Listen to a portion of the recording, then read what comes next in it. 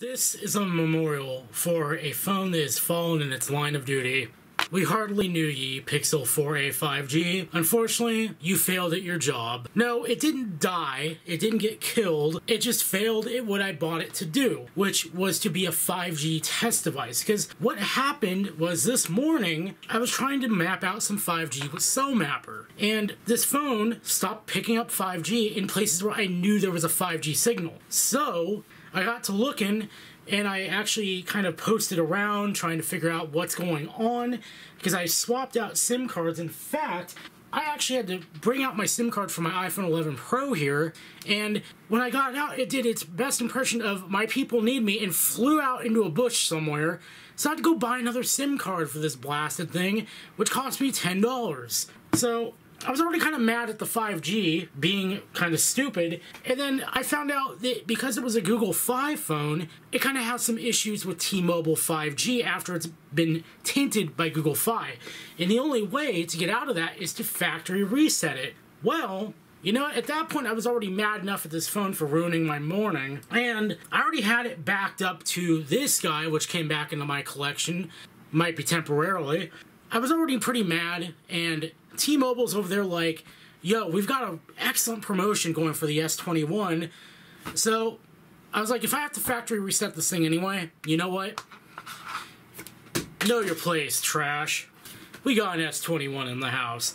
So the promotion for this is that T-Mobile will quite literally give you one of these for free if you trade in a certain phone.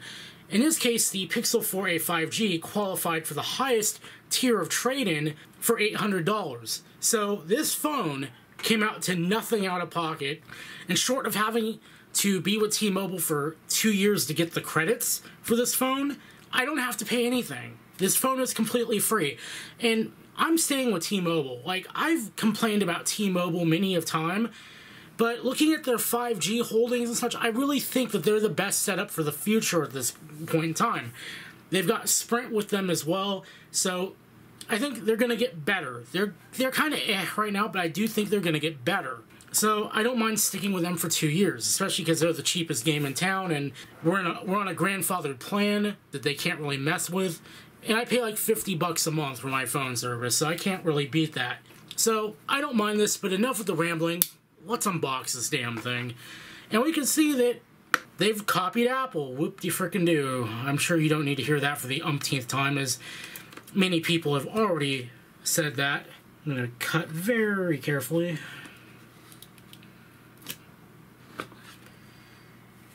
And Ryan actually already got one of these, and I played with it a little bit, and I was like, oh, this is actually pretty nice, which is part of the reason why I ended up doing this.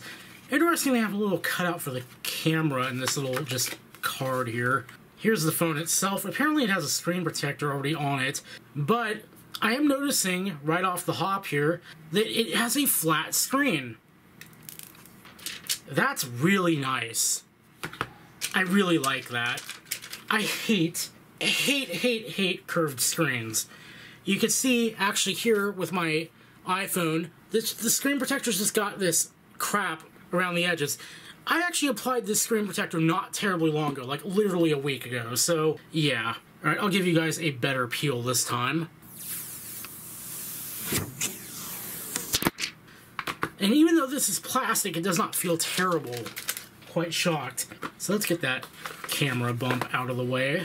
So the camera bump was something that I really had to let it grow on me, because at first I really was not a fan of it, but I actually do kind of like how it's integrated into the side rails. So I'm kind of pleased to be wrong on that. Do we have side tape? No? Maybe? Oh god, I hate the side tape. I hate the side tape.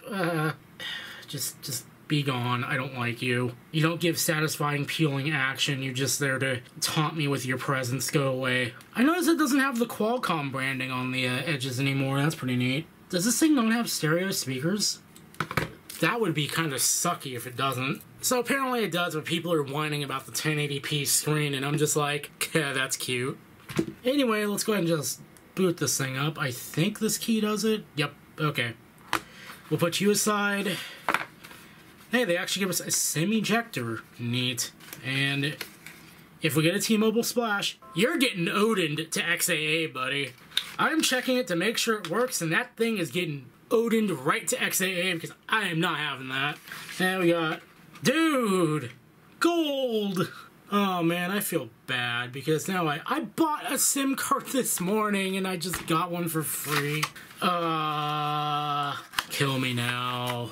Anyway, we have our, a C2C cable now. How nice. And we have the S21 itself, and I'm not gonna bother setting this up on camera, nor am I gonna set it up fully. I'm just gonna get to the home screen as fast as I can. 80% home screen, let's go. And let this thing do its thing. Because again, I am just gonna Odin this thing right over to XAA, which means the unlocked firmware that you would get if you bought the phone straight from, say, Samsung. No carrier BS or anything like that. Actually, I'm gonna skip on setting up Wi-Fi because I don't want this thing to pull an update that may mess me up on that front. The 120 Hz display is actually kind of warming up on me a little bit here. I tried it on Ryan's, and I was just like, it's whatever. But this, I could actually get used to this. This is pretty cool. Anyway, that's really it for the unboxing. I'll see you guys later, and thank you for joining me.